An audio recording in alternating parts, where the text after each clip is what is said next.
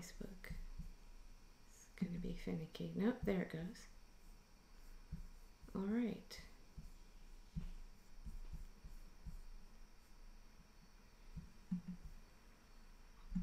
Okay, I believe we are live on the Candidates with a Contract Facebook page. Are we there? Yep. Okay, great. Now, if let's see, I'll give you a sec if you want to just share that to your own page, and then we'll get started.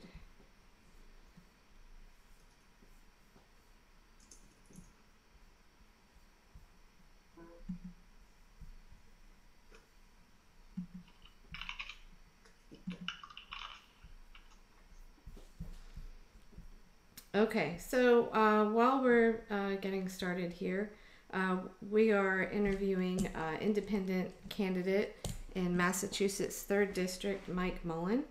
But while we're just coming on live here with everyone, I would like to share. There we go. Share this. There we go. I think that will work. Nope. Hold on. There we go.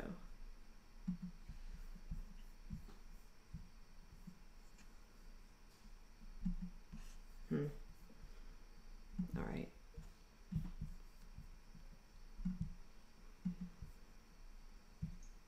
Okay. Oh, I lost my map there. Okay, well, we'll get started. I'll share that in a bit. So I'll let you go ahead and introduce yourself and tell everyone what drew you to the Candidates with a Contract, anti-corruption contract. Sure. My name is Mike Mullen. I'm running for U.S. Congress in the Massachusetts 3rd District as an independent, and I'm running as an independent because I think the system today is broken. So that was the main thing that attracted me to Candidates with a Contract in the primary. Another one of the candidates, Alexander Chandler, had signed up and learned a little bit from some folks in her campaign. And I believe that the structural challenges with the system today are fundamental and prevent us from moving forward with other areas. So things like campaign finance reform, ending Citizens United, nonpartisan redistricting, making sure that we have free and fair elections, that the technology is safe. I think all those things are very important to make sure that people have trust in democracy and that they know they can believe that the leaders are serving their interests and not special interests, or that somebody's interfering with the system. Right. Now, we all know Massachusetts is very blue. Do you Yes. want to talk a little bit about your district? I was just looking at Ballotpedia, and I believe it was a +8 Democrat, pretty much. So pretty solidly blue. But what is your sort of experience on the ground talking to people? Are you hearing a lot of, tired of both parties kind of talk, or? Absolutely. That's the message that's been resonating the most. People are not happy with Washington. They think that people are there for their own interests, not serving the constituents. Very frustrated with the divisiveness and the gridlock. So that's definitely resonated a lot. In the Democratic primary, it was a higher than usual turnout, which was encouraging. Part of that is because it's an open seat and it was a very crowded race. There's over 10 candidates that stayed in it to the end. And we ended up having a recount, which kind of put off the ramp up to the general election for a couple weeks. So there's only, I think, 40 or 50 votes that separated the top two candidates. And then at the end, it ended up being about 140, but still very close. But one of those things that means is that the winner only had 22% of the electorate. So another thing that I've been advocating for in this campaign is something like a ranked choice voting, which helps get more people involved as well. So I think in that type of situation, it might have been a little bit different result. Yeah, there's quite a bit of push for that in Massachusetts. I attended a conference last fall in DC where Paul Thomas and some other people, I can't remember their names right now, but I know they worked really hard for the ranked choice voting. So do you want to, how do you feel that would improve things? On a number of levels. to follow up, in Massachusetts, they do have a very strong organization. Mm-hmm. Voter Choice Massachusetts has been very effective getting a lot of leaders to sponsor and advocate for that. The Boston Globe has endorsed it, and that Democratic primary that I was just mentioning is a kind of a poster child for it. So Mm-hmm. I think it helps in a number of levels. One is at some level you end up getting a majority winner, and by that I mean they used an example of the Minneapolis mayor race where there were 4 contestants, and on the first pass, the socialist candidate had won, and there were 2 Democrats and a Green Party. So the Green Party had the least amount of votes. They drop down, and then their second place votes roll up. At that point, another Democrat dropped down, and then that person's votes rolled up, and the Mm-hmm. other Democrat ended up having more than the socialists, more than 50% after that round, which kind of made Mm-hmm. sense since there were 2 Democrats in the race. But Right. what happened is the candidate at the end had a broader base of support. So at Mm-hmm. some level, instead of having more fringe and kind of out on the extremes from an ideology or policy perspective, you're kind of bringing people into the center. And Mm-hmm. then from a voter perspective, you get more engagement because instead of going in saying, hey, this is my candidate, you have incentive to look at the other candidates and say, well, who do I want second and third? And you start to learn more about them and become more engaged in the process. And then on the candidate side of things, you also get more engagement because you have incentive to find that common ground. So instead of bashing each Right. other, you may know that, okay, I'm not going to get this constituency's first place votes, but I may get their second. So you could say, well, I don't agree with Bob on this, but I think he's spot on this other item. And Mm-hmm. that can kind of help build consensus. So I think all around there's a lot of powerful reasons to do that. I've done it in Mm-hmm. Maine the last couple of years. In Massachusetts, where I live, Cambridge has done it for a long time. Some places in Australia, some of the system there uses it. So Mm-hmm. one of the things that I've learned through this process is there's a lot of different ways of doing things that sometimes as Americans, and I think not just Americans, but everybody kind of gets used to how they do things and think that's normal. So there are Mm-hmm. alternatives out there that I think are worth looking at. Right. We found in speaking with Bill Sombrello, he's in Massachusetts, that there is a lot more higher voter turnout, it seems, in Massachusetts than a lot of other places. I don't know the specific numbers for your district, but if you know anything about that, you could fill us in. But it's still very, very low, especially in midterms, Yeah. unfortunately. But so, what are some of the issues that are most important to you? And when you're talking with people, obviously, I think I was looking at your website, single payer healthcare. What? Yeah, so my professional background is in workers' compensation managed care. I've been in the IT world there, Mm-hmm. and so I have a fair amount of background on the payer side of things. We work with different PPO networks, pharmacy benefit management, different provider groups, viewing medical bills. And there's a lot of waste in the system. Having the complexity of who owns the claim in workers' comp, that's even a subset from group health. And there's kind of a lack of coordination. So I definitely believe moving towards a single payer system will not only reduce administrative costs, I think it also helps start getting more coordination and more transparency in the system. Today, part Mm-hmm. of the problem is the people who are using the services aren't paying for them, so there's not as much incentive to understand the cost structure. If Mm-hmm. you have a larger organization negotiating those rates, I think you're in better shape. So Mm-hmm. I think healthcare is a big item. Personally, that was one of the things that drew me into the race. I have a friend who has inflammatory breast cancer, and she started off her career as a kind of sole proprietor attorney. And at that point in her career, she was doing her healthcare on her own. At the point where she got sick, she was married and was through her husband's plan, which was fortunate because without the before Obamacare and ACA, pre-existing conditions, lifetime limits, she Mm-hmm. probably wouldn't be with us right now. And my brother-in-law was diagnosed with multiple sclerosis, and he works as a fishing guide and then manages a restaurant during the summer seasons, or sorry, the winter season. And so his healthcare can be kind of seasonal as well, and he wouldn't be able to kind of keep that. So those things really resonated with me. And then even Mm-hmm. talking to small business owners, it's a big burden to be able to provide that to their employees. So I think from an economic standpoint, that makes a lot of sense. And it's not just the cost of that. A lot of small businesses, they need to focus on their business and deliver what they're doing every day, and to have somebody devoted to benefits management, that type of thing, that takes away from the focus of the business. So that's been one of the issues that's been talking about a lot. Is my background in IT.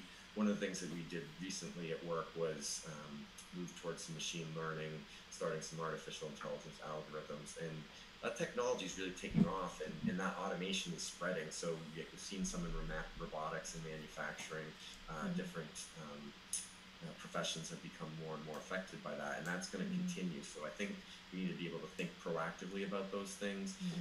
We have more of an on-demand economy right now, where workers are having to have last-minute notice on their shifts, and it helps on the productivity side, but the people who are on the front lines of it are the ones who are getting hurt. So I think we need to figure out how to balance that. And a lot of our benefit structures today are tied to employment. So we need to. How committed are you to single payer? We have recently a candidate, Andrew Gillum, in Florida, who was very much sounding for single payer, and then all of a sudden, the rhetoric changes and it becomes access to healthcare. So how committed are you to that? I'm pretty committed to it. I would want to sign on to initial moving towards that, and trying to get it done.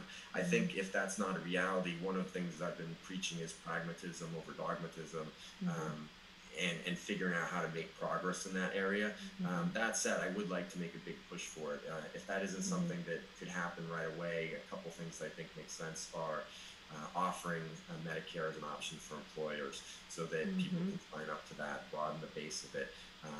If that's not an option, maybe reduce the age of Medicare down to 50. It sounds a little bit counterintuitive, because you're bringing more people in when you have a system that's kind of already stretched from a cost, but that wider pool is a lower risk pool, and then you're getting people that may not be part of healthcare, and you may have the benefits of preventative care a little bit down the road. So I think sometimes we have to kind of think outside the box a little bit and figure out how to make that. So this is one area that I feel pretty strong about, that I'd want to push for single payer.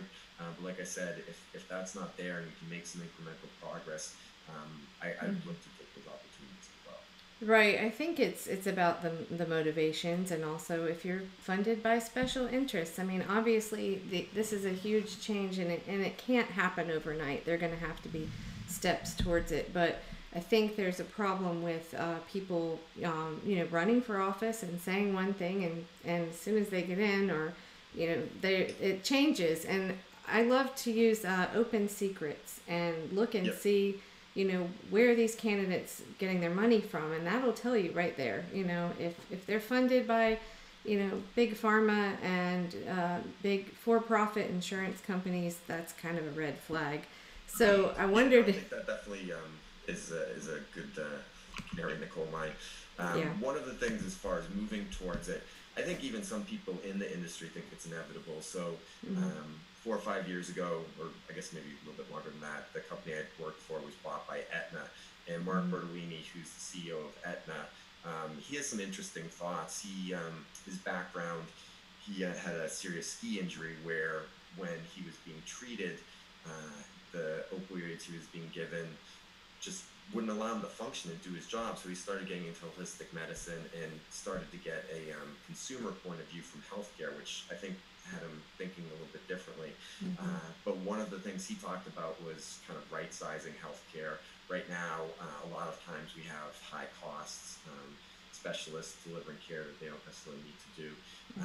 But another way he was kind of rethinking it is, and he kind of backed away from this once it became public, was that the existing infrastructure of insurance could be a back office for the government. I don't know if that is something that would definitely make sense. I think it's something worth looking at. But essentially, instead of being the risk taker and doing the underwriting, that would be the government's job. And then the infrastructure that's out there from the payer community could be that. So that might be a transition plan, could be something to look at. But the reason I bring it up is, I think even the major players, the people who really understand the business, know that things are changing. And to bring up Aetna again, like CVS bought them, that's kind of looking at things what business they're going to be in. They felt CVS felt the threat from Amazon getting in the business. Aetna realizes they can't just be a payer. So all these things kind of blend together, and there's a lot changing there. Right, but I mean, I think as soon as someone has their own personal experience dealing with a serious medical issue, they kind of change their mind. They have a different perspective. Yeah, no, it was very interesting to see that. Yeah, because when you're sick, and I don't know how many people might remember this, but I remember Obama during his campaign, the original in 2008, that he was talking about his own mother battling ovarian cancer, and that he did not want to see people have to, while they're sick, fighting insurance companies to pay claims. And so, Right. I think it's disappointing that it didn't go further. I mean, there are definitely pluses with the pre-existing conditions being covered, and the age being raised to 26, but it's not enough, and it was a big giveaway to insurance companies, and people are having a hard time affording the premiums. So I think it seems to me the biggest thing is just to take the profit motive out, because Right. otherwise you're left battling. They want you whenever you run into a problem with the claim, I mean, I can't help it, I'm left feeling like they're doing this on purpose to keep me having to fight this, hoping I'll give up and just not. My own doctor's office said that to me. They're doing this on purpose so you'll give up and Yeah, not try to get the bottom claim line paid. is, yeah, pretty tough in that situation. I mean, they want to reduce their risk, and it makes sense from a business perspective to Right. want to have a lower risk pool. Yet Right. counterintuitive to what is being delivered there. So, Yeah, people's one thing health. that's been a little bit frustrating is a lot of times the cost of these solutions is brought as a reason not to do it, but I think you have to look at the cost of not doing it. Medical inflation is starting to get up there again. We had a few years where it kind of tailed off a little bit, but this is not slowing down. We have to figure out how to get ahead of this. Right, and it's definitely a nonpartisan issue. It affects everyone. So, Yep. so what other issues are kind of your top ones that you Um, focus on? like many parts of the country, we've been particularly hit by the opioid crisis. Massachusetts has enacted a couple rounds of legislation, the most recent this summer. So, Massachusetts, we have an interesting dynamic where we have a very Democratic legislature, but a history of Republican governors. And fortunately, they've been able to work pretty well together and have moved forward with some treatment plans, more recovery beds. They had recovery coaches get credentialed so that can be covered by service. We have some pretty progressive law enforcement in the area. The police chief up in Gloucester and the police chief in Arlington, Massachusetts have had some interesting programs. There's something called the Parry, where if you come to a police station and ask for help, even if you're under the influence of drugs, they're not going to arrest you. They're going to bring you to a treatment center. We have a Good Samaritan law where if you call in with an overdose, you're not going to be arrested. You're going to be brought to care. So, from that standpoint, and kind of expanding access to naloxone, Narcan, sorry, harm reduction, we're getting some progress in that regard. And then we're fortunate in the Boston area to have a pretty substantial medical community, some of the world's best teaching hospitals and so forth. And a lot of those individuals are looking at how to blend addiction treatment into normal primary care and having more parity around behavioral health and physical health. So we're starting to make some progress in that area. One of the key things is to remove stigma from addiction. Right now, both from seeking treatment and providing services, that's been a big issue. And then things like licensing for providing medically assisted treatment. So to prescribe buprenorphine or methadone, you need a special waiver, and you need 40 hours of I think it's 8 or 40 hours of training to do that, and yet you don't need that to prescribe the oxycodone that got you addicted in the first place. So some of these things just don't make sense, and I think if we can start to move forward in those areas, and then from the initial prescription drug monitoring programs, as I mentioned, the workers' compensation, that was one of the areas that was hit first. The type of injuries that you have at work are strains, sprains, breaks, and typically those are painful conditions. And so we found that by putting in those monitoring programs, looking for alternatives. There used to be a lot of physician dispensing, which wasn't really tracked as much as the pharmacy, that kind of brought to light some bad practices.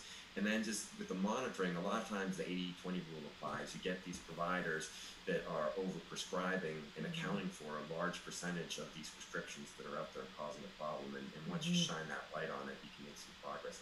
So opioid epidemic is definitely a big thing in our area and a lot of focus. Yeah, it seems like they were just, they were promoted by big pharma, and they were handed out for conditions they shouldn't have been. Kind of more minor things that really should be reserved for very, post surgery and very serious Yep, absolutely. conditions. So it is interesting. I have heard.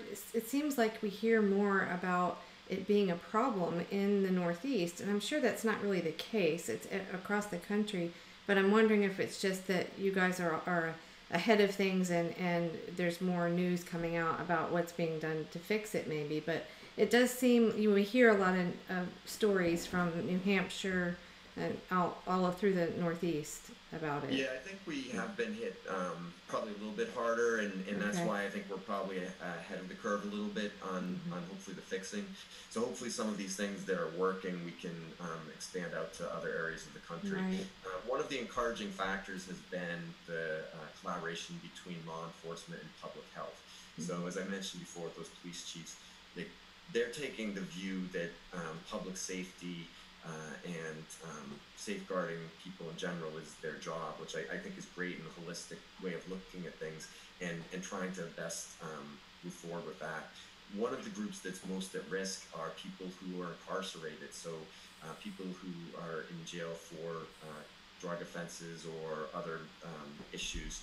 And they're not able to get that treatment. In Rhode Island, recently there's been a pilot program that they reduced their overdose rate by 60%. I think in like a 6 month period, it was some crazy good reduction. And so what they do is allow the treatment in the facility, and then they also coordinate the handoff of care. So when people leave incarceration, either through probation or their sentence is over, they're hooking them up with the addiction recovery centers. We have a very progressive sheriff in Middlesex County, Peter Katusian, and when they leave incarceration, his office works with them to make sure they're enrolled in Mass Health or other insurance programs so that they can get that coverage that they need and extend that and don't have those gaps. Mm-hmm. Because it's a long road, and there's the stopping the problem, there's the initial treatment, and then the road to recovery. And when you have Mm-hmm. gaps in that, you end up having problems. So Mm-hmm. um, it really does take a village in a lot of different areas to attack it. And all of these things obviously become worse when people are struggling otherwise, economically, job loss, and so what other issues as far as like let's see what I'm looking at your website here, education, employment, what it like trade? Do you have particular stance on some of those things or? Sure. From the education standpoint, I have two children in high school right now, a sophomore and a freshman. So college is moving on the horizon. The student debt situation is not sustainable. I think we have over $1.5 trillion in student debt. Mm-hmm. That is a potential crisis waiting to happen. I think a number of things need to be addressed there. One, the government shouldn't be making money off of this. It shouldn't be something that is a profit center. To me, that's ridiculous. I think if we look at things like national service, it could be military service, it could be something like AmeriCorps, it could be going into these areas. So we just talked about opioid, and we're in need of people who specialize in addiction and mental health and behavioral health. If these are areas that are understaffed, that we can give incentives and loan forgiveness programs to people who go in those. And I think we made a lot of progress in the for-profit colleges that had kind of oversold their services, Mm-hmm. where people would take out these loans and not get the skills or the certification Right. they need. I think we need to take a hard look at the nonprofit sector as well. And the Mm-hmm. inflation in education has been crazy. It doesn't Mm-hmm. match the rest of the economy at all. Mm-hmm. Have like these wonderful gyms and these dining halls and meal Exactly. plans, and like that's all great, and they're trying to attract the best students, but Mm-hmm. you need to look, what are the graduation rates? How are people getting employed after that? And if they're Mm-hmm. not meeting the end of the bargain there, then I think there's some culpability and some responsibility on the loan perspective that we need to look at. So Mm-hmm. I think there's things that we can do in that regard as well. Mm-hmm. On the front end of sides, I think pre-K education has proved to be one of the best investments society can make. Um, Again, getting back to the behavioral health, there's been a lot of research recently where poverty and the stress associated with it causes real trauma in many cases more than what would be a classic kind of PTSD situation where you had a specific event, like the cumulative effect of it not Right. getting the engagement with the parents. Mm-hmm. So when you make those investments up front, not only do people who receive those investments make the benefit, I think society as a whole, you're spending less in social services, you're having people who are more productive, not having as much of an Right. impact on the criminal justice Mm-hmm. system, and that's difficult. That's a long haul. It's a long term investment. Mm-hmm. I was an economics major, and John Maynard Keynes had a quote: "In the long run, you're dead." And what that meant was, a lot of times, what might be the rational decision is not taken because the time frame gets extended, and Mm-hmm. who gets the benefit, those type of things. But I think as a society, we need to start looking at those. Um, on the Right. energy front, I think moving to renewables is definitely important, but you need to have a plan to get there. So right now, renewables are not at a state where they can deliver all that they need to from either a pure amount or reliability. So the sun doesn't shine at night, the wind doesn't blow all the time.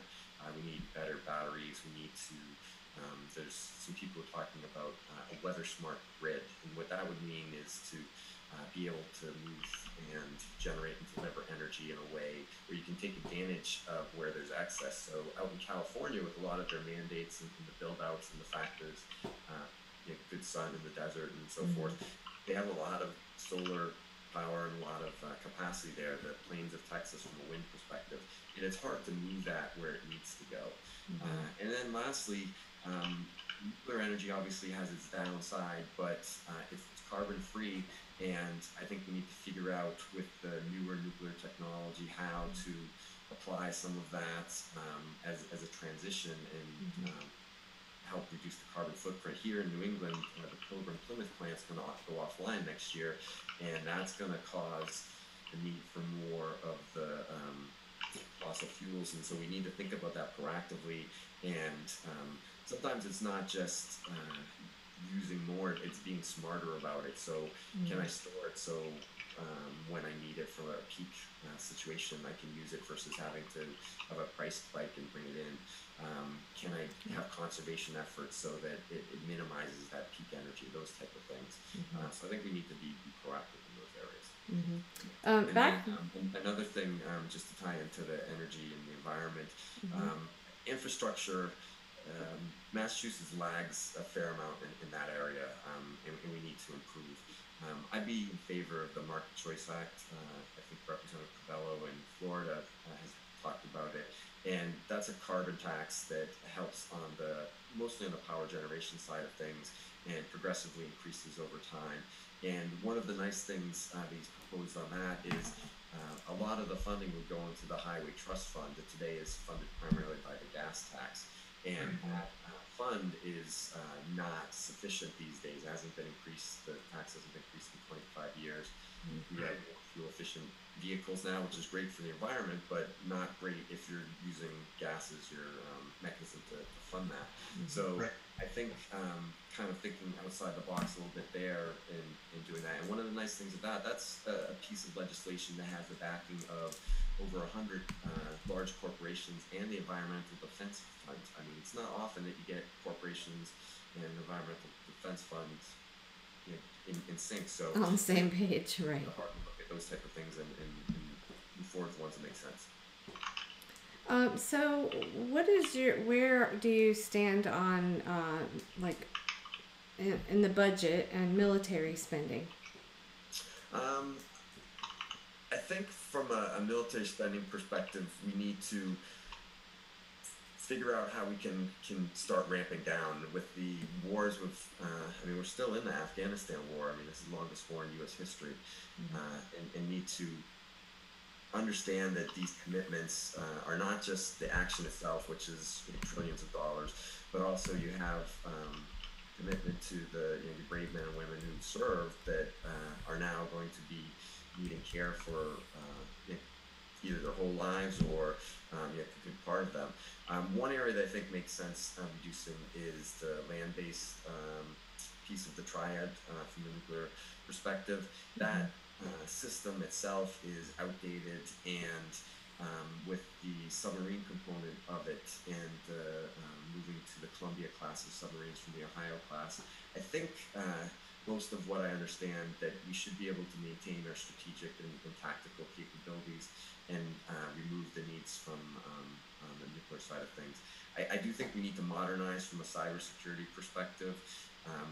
Today, that's a big problem all over. We saw it in the last election from what's happening on social media. A lot of our infrastructure is at risk. As somebody who's been in the IT profession, we were just talking about roads. The same thing happens with corporations. It's hard to sometimes get the funds needed to upgrade the infrastructure. And if you don't do that, you don't apply your patches, you don't have the updated equipment, you're more vulnerable. So I think we need to look at areas in that regard.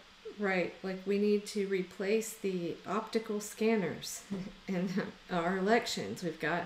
I'm learning a lot about that now.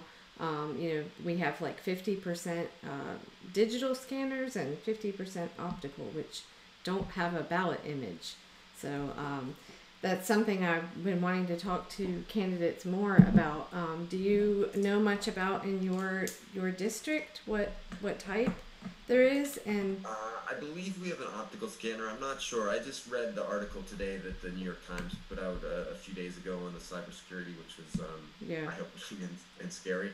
I mean, one of the takeaways I had from that is the need for audits in the business world, in the IT world. You have that, so it's trust but verify. So you have the rules, you perform it, but then you have an outside entity come in, and you need to back that up. And so, like I work in software development, and we would work with developers, and they say, well, like I'm doing that, and I said I understand that, but when somebody comes in, you need to be able to prove that. And the same thing should apply to something as important and sacred as an election. So I do think we need to figure out how that works. With the way the world's moving, technology probably has a component in it, but it needs to be transparent. So when in that article they referenced not being able to look at the system and reverse engineer, I understand proprietary rights and those type of things, but I think when it comes to something like elections, there have to be exceptions made, and that's part of the deal of getting those contracts, that you agree to that, and if you have the benefit of gaining that business, then the government has the right to understand how that works and audit it and test it and go through those steps. So I definitely think from a systematic perspective we need that. And while one of the things that was scary, I mean, they talk about no issues so far, but they also mentioned that they haven't really looked that hard to see if there were problems as far as whether there's interference. So that part, I think is a disaster waiting to happen. Well, speaking of the proprietary machines and software, John Breaky, who works with Audit USA, he's an election integrity activist, he has just received, there's an article in Alternet about this. He's just received a letter threatened with a lawsuit for putting some of the manual of a voting machine up on their website. Oh, wow. Like that shouldn't be public knowledge. So that's what we're dealing with. And I don't understand how this has been going on as long as it has. This is ES&S software. So yeah, they're threatening with a lawsuit. I just don't understand. That should be public information, I would think, of how our elections are counted. So yeah, totally agree. Yeah.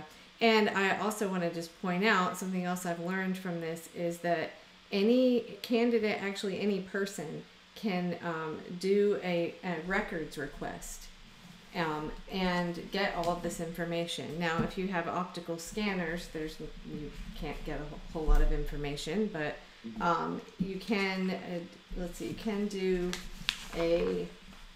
Yeah, you will get if it's a DRE, you will get the ballot images, a cast vote record, and you can ask for what's something called a list of vote records. So, kind of passing on information about that. It's sort of an issue I care a lot about, and I think, especially for candidates that are up against the establishment, you know, there are cases where things have not come out right, like in Tim Canova's case, and you know, it can't hurt to ask for the records. So we're kind of hoping to get more candidates doing that. And just regular people, if you're watching and you don't have a lot of trust in your election for a good reason, just put in a records request. So, good to know. Yeah. And also you can check for certain about your district on verified voting. Let's see. Yep. And you can actually just click on it, and anyone can do this in any state, and look and see what kind of machine you have in your district. Because I think most of us just go in and we don't really know what it is. It's whatever we're used to, and we don't question it. So, yeah. Interesting. Yep. So, let's see. Are there any other top issues you would like to talk about? Let's see. I think I covered most of them. Let's see. I mean, one of the things that before I joined the race was important to me, but probably has moved up the priority list, is immigration and the need for reform in that area. I feel like that is an issue that we need a reset on. I think it's being used to divide us and to be able to move forward. So something like the 2013 Gang of Eight bill made sense to me, in that it addressed kind of the three big areas, I think, from a modernization standpoint, to kind of look at how we deal with immigration, and then on the enforcement end, it would add funding. I personally would be more in favor of kind of increased sensors, updating port, making them more modern and secure, and I guess just fix a lot of things there. I personally am not in favor of a wall, and then I think some sort of path to citizenship, particularly for those who are in DACA and TPS status, but those people who've been members of community. And one of the things about immigration is sometimes people have very strong views, and in my mind sometimes more simplistic, in that it's, we're all in this together, and a lot of times these folks are demonized, and yet they're productive members of the community. People are benefiting from the work they're doing, the products they're producing, employers are hiring them. So I think that reset is really important, and then we can move forward in a way that kind of new ground rules and progress that way. So I'm hopeful that with a new Congress and that being kind of on the forefront, that's something that can gain some traction. I just have a quick question. I don't think I heard it brought up. How do you feel about our current military spending? Oh, no, I did. Well, we got into it a little bit, but yeah. I think we need to probably start ramping down. I think the amount, and I definitely want to support the men and women in the military, but overall, I mentioned reducing the land-based nuclear part of the triad, replacing that with the submarine capabilities. I do think we need to have adequate cybersecurity, but I don't think we can kind of continue spending in the rate that we have sustainability standpoint. So do you want to speak on about your opponents at all? And I'm looking here at the Open Secrets page right now and seeing, let's see, over $1 million raised by Lori Trahan, is that correct? And $810,000 by Rick Green. Do you know any more about that? Like what special interests are funding them? What do you hear from people when you just talk to people in the community? Are they tired of that in politics? And is that a selling I think point in of general you? they are. I haven't heard as much specifically on Lori Trahan's perspective. She actually had the most in-district fundraising of anyone in the group, so she does have a very strong core there. She Mm-hmm. grew up in Lowell, which is one of the largest cities in the district, Mm-hmm. and he had been a chief of staff for Marty Meehan, who was a congressperson in the area for a long time, and then now heads up the Massachusetts uh, university system. Mm-hmm. So he has done very well fundraising. One thing that did come up that I think she feels obligated to do fundraising, and because of the nature of the system, and as you mentioned, our Republican opponent has almost $1 million as well. As Mm-hmm. there was a fundraiser, or it wasn't a fundraiser, it was a rally, a unity rally, shortly after the recount that she won, pretty much in her honor, where Senator Warren, who's a popular senator in Massachusetts, and Mm-hmm. the Democratic nominee for Governor Jay Gonzalez came, and some of the local state senators, and Lori wasn't there because she was off fundraising. And from getting to know her over early in the part of the campaign, I think she does have a lot of good ideas as well, and feels pressured to do this. And I think that's Mm-hmm. one of the things with the system is I don't think a lot of the people in the system want to do that, Mm-hmm. but they feel compelled because to compete and be able to be effective, you need to do that. I think I don't know if it was 4 or 5 years ago, there was a 60-minute special where members of Congress were spending 5, 6, maybe 7 hours a day in an office building across from the Capitol, dialing for dollars. They had Mm-hmm. goals of $17,000, Mm-hmm. $18,000 a day. That's not what we elect people to go to Washington for. Mm-hmm. Yet that's the pressure. And Mm-hmm. as I was working on something a couple months ago in the campaign, I was talking to my son, and he was like, "So Congress is, you get in, you do this again in 2 years, right?" And like he's doing the math in his head that Mm-hmm. it's a full-time job, and Mm-hmm. I that's the crazy part of the fundraising that I think Right. needs to stop, and we need to find some sort of alternative to that. Right. I remember a clip of Barney Frank saying basically that, like someone asking him, "Well, why are you doing this?" Well, the other side's doing it, so we have to. And I think it's just so ingrained in American Right. politics, but I think regular people are sick of it. I mean, you look at these numbers and they're just ridiculous what you could do with, $2 million. Yeah, What and earlier in the primary, so I mean, $1 million is certainly significant that Lori's raised, but the top two candidates had 2 million and 3 million, mhm. and they lost. So I Mhm. mean, that rate had probably $7 or $8 million. Actually, I think it was closer to 10 million for a primary congressional seat. That's not even.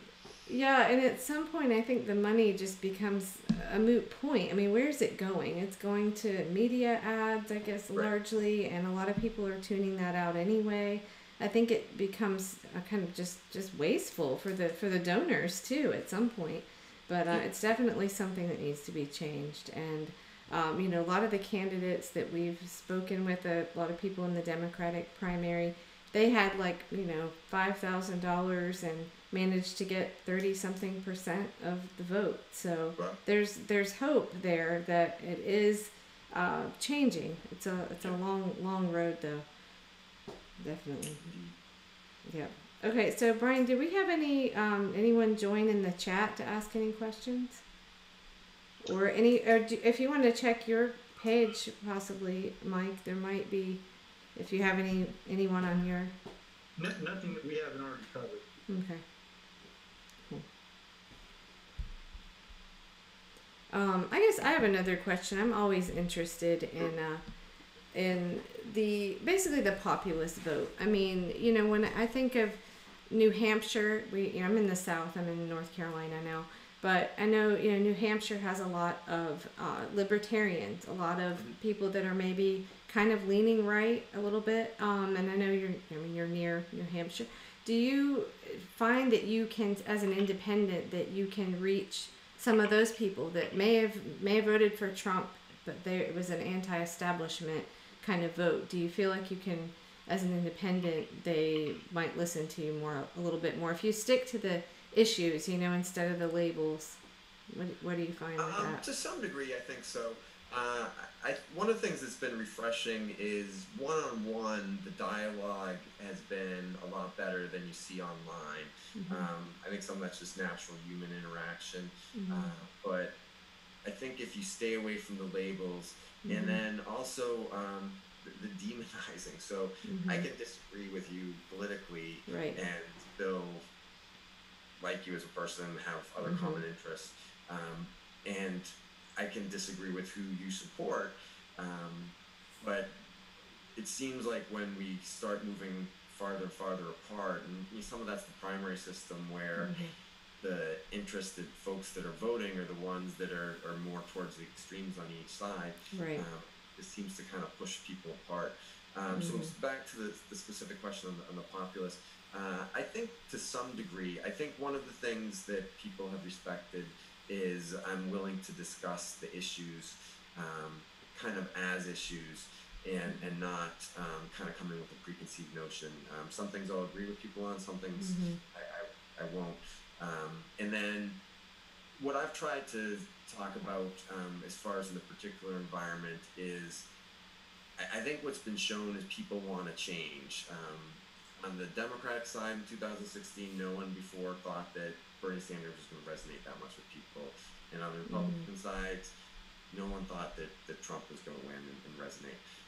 Yet people were hungry for that change. So I personally don't agree with the way the current administration is going about things, but the fact that things are being re-examined, that's a good thing as far as looking at things differently and questioning that. So I think not accepting the status quo, trying to look at it from a good perspective, from a different perspective, is a good thing. I don't like it being done in a divisive way. I strongly disagree with that. But the fact that it's not business as usual does have some power to it, and I think that resonates all across the political spectrum. Right. I've said this myself. The whole concept of supporting the status quo. We can see the damage that it's done. It's getting people killed. We can't afford the status quo anymore. We need a drastic change. I completely agree with you on that.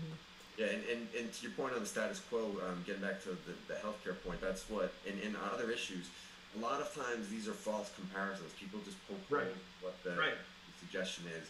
Yet, if you look at the facts of what exists today, a lot of times it's not good and needs a change. So, like at work, I used to always talk about when we'd make a system change. Well, is it the same or better? Or is it, if it isn't better, is it positioning us to be better? Because you're comparing against what's today, and that's what sometimes I think we miss, where it's always easy to find a reason you can't do something or why you shouldn't do something, but it may be moving you in the right direction. And if you continue down your existing path, it's not going to be good. And some of these problems are huge. I just read one of the leaders at the Council on Foreign Relations gave a commencement speech at Colgate where he talks about slow motion crisis. So you had federal debt, automation, and climate change. So these are big problems that if you don't start addressing them, they're going to get to a point where they're not solvable, or the cost of solving them is so extreme. So I think that status quo is something that does constantly need to be looked at and see how. Now, do you have you been able to debate anyone? What is the situation there? There's at least one formally scheduled and two others that are most likely going to happen, and I have been included in those. So from that standpoint, that's refreshing. I think I'm fortunate in Massachusetts on a couple levels. It's a pretty engaged electorate and press. So from that standpoint, I've been somewhat included, not as much in the big media markets like Boston and so forth, but in Lowell and Lawrence. They've included me in those type of things. So that part's been good. And even just from the system, I needed 2,000 signatures to get on the ballot, which is a lot, but it's reasonable. If I was in Illinois, it would have been, I think, between 16 and 17,000, which if you don't have an organization, is not going to happen. Yeah, the So, system is just set up yeah. to thwart a third party, really, or an independent to Yeah. run in So the first I place. think Yeah. we need to kind of reassess those barriers to entry to encourage folks to get in. Hmm. And so, how are you reaching people, and like, what kind of campaign events have you been doing in your community? Yeah, so meeting with different town committees, Mm-hmm. different groups, had a couple fundraisers using social media. Mm-hmm. So trying to leverage the limited resources that I have in that regard. Right. There were, as I mentioned, 10 candidates in the Democratic primary. Mm-hmm. So not everybody who lost is necessarily supporting the Democratic candidate. All the Mm-hmm. candidates are, but not all the people who worked for them. So I've gotten Right. some help from some different folks in that, mostly informal, but Mm-hmm. um, those people have been engaged Mm-hmm. in part of the process. So some of that stuff has helped. Yes, I'm always interested in sort of brainstorming. How do you reach these, the apathetic, the non-voters? How do you reach those people? It's It's hard. I have a friend who works in a congressional office, and I was talking about being an independent and saying that's a group that I potentially could appeal to, and that I think from a disaffected standpoint, mm-hmm. I kind of align with that um, as an independent. And he, his advice to me was, in theory, yes, but people who don't vote, and hopefully that changes someday. But Mm-hmm. it's a very tough nut to crack, and Mm-hmm. I'm hoping that as technology and some of the younger generation starts to get a little bit more involved, that people can kind of get re-energized. Mm-hmm. Um, I don't know. It's a tough one. And One of the other piece that in Massachusetts we just opened up early voting as of the 2016 election. So I'm trying to figure out ways to encourage people with that. If mm-hmm. the barrier for them was election day, so I imagine some people from a scheduling standpoint, those type of things.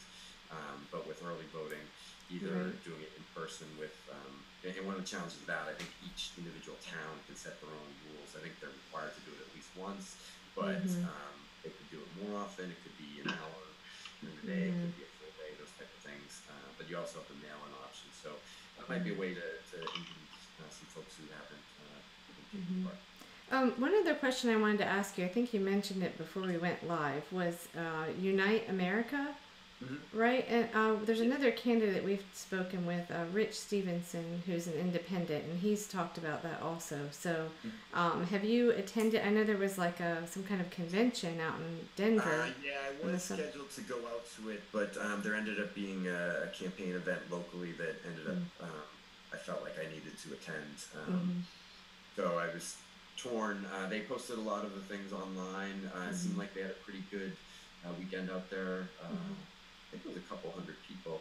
Mm-hmm. And there's a couple high profile races. The governor's race in Kansas, Greg Orman is an independent running. Mm-hmm. Gentleman Right. in Maryland, Neil Simon running for Senate. Mm-hmm.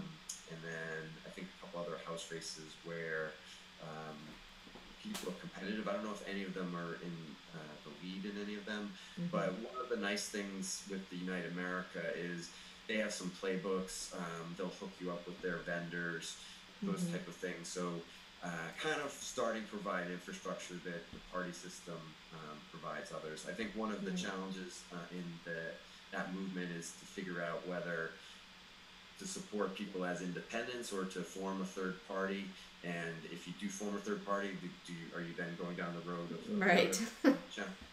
So they have an interesting strategy of, I think they call it Fulcrum Strategy, where I think they're looking to get 4 or 5 independent senators that could then be kind of the brokers. I mean, as we're seeing with the Supreme Court nomination, I think 2 or 3 senators are becoming very important. They're kind of deciding the direction of the country. And if you had kind of a centrist, moderate bloc, then you could potentially try to broker solutions one way or the other. I think probably a little bit ways off off from that, but they're making some good progress in it. And it's nice to have something to tap into as an independent, just from kind of a knowledge perspective, even if it's not a financial benefit. Right. It's still kind of an ambiguous term, I think. Independent, or at least where I am in North Carolina, always kind of meant you were sort of right leaning. And I think that, I don't know if that's sort of the shade of independent, the connotation that you have, or that in the Northeast, that Yeah, is. I mean, it's funny. Like when I went to a bunch of the campaign events early, it was mostly the Democratic candidates, and they were joking that I was a progressive Democrat in disguise. And so some of my policies are in that regard, but I do try to think of them independently. Having an economics background, I think it's very important to be able to justify that, and I think that makes a lot of sense as far as bringing people into the fold. Early on, I was influenced by Paul Songas's book, The Road from Here, and socially he was very liberal, but he realized that there were economic realities that needed to be addressed, and you needed to get the community involved. Jobs are typically provided by the private sector, and we are a capitalist society, and that's how we've driven economic growth. So I think you can kind of make arguments that a lot of times, so we were talking about the healthcare earlier, I think from a small business perspective, there's a lot of strong arguments to make an economic argument for that. So I think on the Unite America, and not having been there and just being new to it, I think there's probably a center-right sway, but there are a lot of folks kind of across the political spectrum who take the word independent literally and mean that I'm not subscribing to an ideology one way or the other. But I do think kind of fiscal responsibility does seem to be a common thread in the group, which I think is a good thing. Right. And the meaning of it might be changing. I mean, as more and more people in the general public are identifying as independent, and they don't want to identify with either party. So while it may have had kind of a center-right meaning to it, maybe that's changing. The more progressives now, I think, that are realizing what they're up against with the Democratic establishment, that's happening, and they're deciding to go independent. Sander Hicks, and although I think he didn't make it on the ballot in New York, and Tim Canova, several others are going that route because, they have to be independent, and it also means, I think really it just comes down to the issues, and independent, whether you're a candidate or a voter, means that you're sick of the labels, I think, and just wanting to get down to the issues. Sick of the division and media driven division. So what that's part of what we try to do here is do just one-on-one interviews and talking about the issues and dropping those labels. So I'm very glad that you came on and that you signed Candidates with a Contract, which shows voters that you're anti-corruption. And they can check out that at candidateswithacontract.com and on the Facebook page also. Yeah, thank you very much for having me. I think you guys are doing great work. Okay, thank you so much. Thanks a lot. All right. You too.